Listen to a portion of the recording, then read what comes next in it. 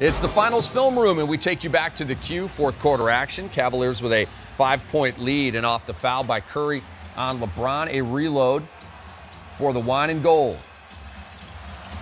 Korver's hit some big shots. Can't hit that one. Rebound to Klay. But, Coach, great execution out of the timeout there. They got exactly what they wanted. Korver just unable to knock it down. Durant left alone, and bad defense. A little bit of confusion that time. Was it a switch? Was it not a switch? You saw LeBron trying to call it out to Love, and instead Durant's wide open just for a split second, but he makes him pay. 24 now for Durant, 27 for Klay, 20 for Steph. JR spinning against Iguodala, and a foul on Andre. In a lot of ways, J.R. Smith has been the difference in this game, Czar. When you consider Kyrie 35, LeBron 37, we mentioned the Warriors that have 20+, and then the only other player in double figures in this game is J.R. Smith with 12 on 4 threes. Well, J.R. Smith, first 2 games, non-existent. Is he going to be benched? Start Shumpert instead? No, the coach stays with him, gives him the confidence. He was out there early, before practice yesterday, after practice yesterday, and it's paid off. Been a lot of, pardon me, go ahead. Go ahead. Well, Stu, there's been a lot of second guessing about the coaching of Tyronn Lue, and are you playing too fast, and should you, bench J.R. Smith? But T. Lue sticking to his guns right now appears to have been the right move. Yeah, but you look at the score of the game, right? They've kept the pace of this game down. How? With good defense, outscoring the Warriors in the paint, which allows them to get back and play more against half-court defense against the Warriors. That's how you control pace. And they've also, 2 straight games now, they've been able to force a lot of turnovers. Already 18 turnovers here as Kyrie gets another one of those crazy finishes midway through this fourth quarter. And that's a matchup. We talked about it earlier. Once Kyrie gets going, I never thought the size of Klay Thompson would be as much of an issue for him. I think what you guys talked about earlier, sometimes it's shot selection. Because even in this game, as good as he hadn't been able to knock down any triples, 0 for 6, but he's been filling it up with those doubles. 3-point play for Kyrie and a 6-point Cavalier lead. Under 6 minutes to go here in Game 3. It's a gotta-have-it game for the Cavs, obviously.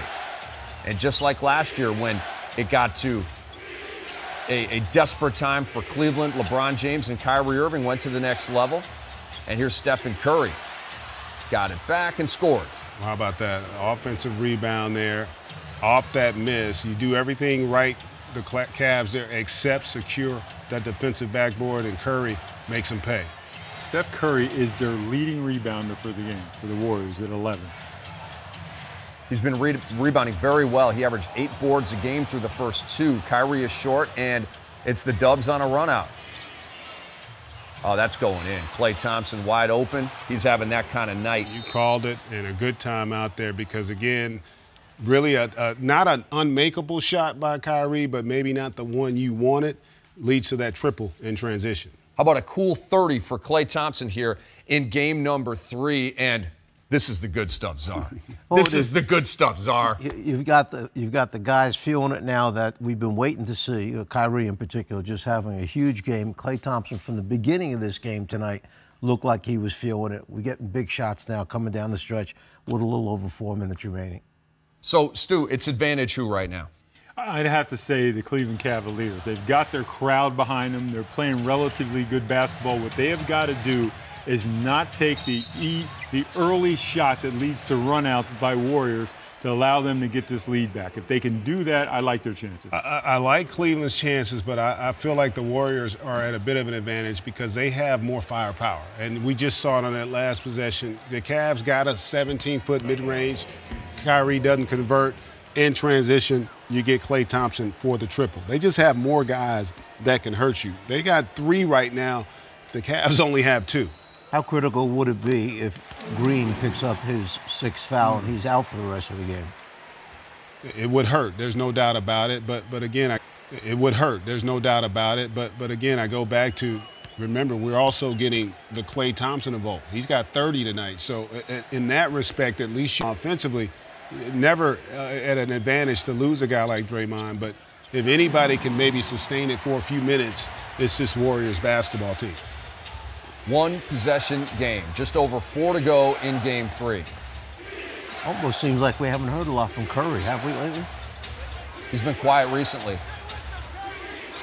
He has a triple-double-ish line working, though. A lot of dribbling here by Steph. 5 on the shot clock. Durant. What a pass to Iguodala, but the dunk popped out on him. And the loose ball to Love. That might have been the play of the game. It could very well be. And again, going back to something we hadn't seen the first 2 games, the Cavs, the quicker to the loose ball. They've gotten several of them tonight, Greg. They have. They've done a much better job. Whoa, that's 2 missed layups for LeBron James. And then Kevin Durant is banged into by Kyrie Irving. What a turnaround that is right there. I thought that was 2 for LeBron. You see a beautiful find there by Durant. How about the contest by Love and King James there that forced the miss?